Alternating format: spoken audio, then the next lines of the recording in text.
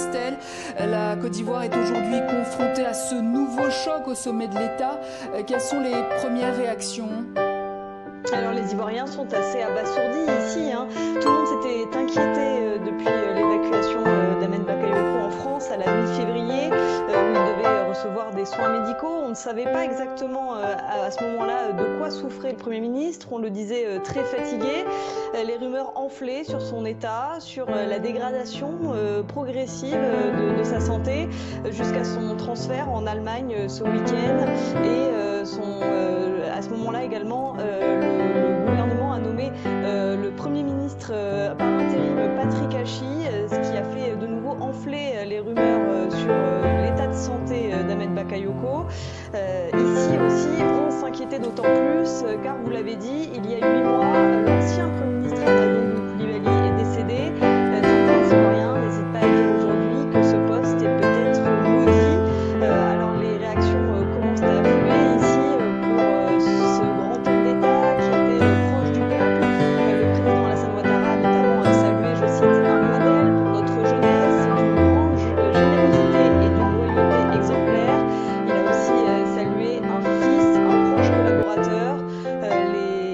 Les internationaux également, les diplomates commencent à saluer ce grand homme d'État, comme par exemple l'ambassadeur de Belgique qui a salué un homme charismatique et proche des gens.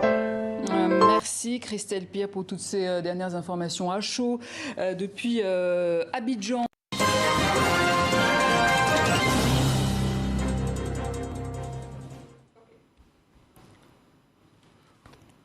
Communiqué de la présidence de la République.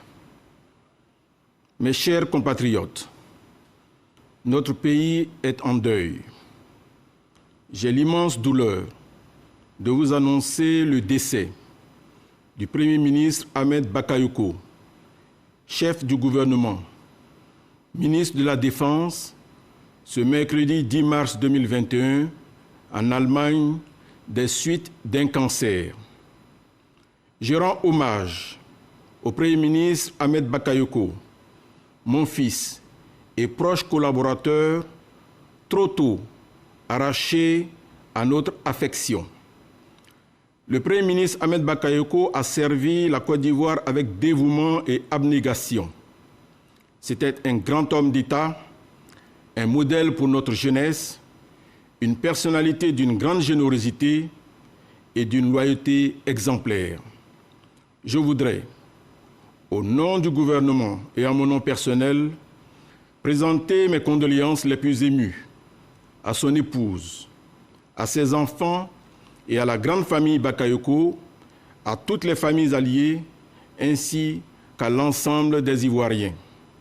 Que son âme repose en paix, fait à Abidjan, le mercredi 10 mars 2021, Alassane Ouattara, président de la République de Côte d'Ivoire.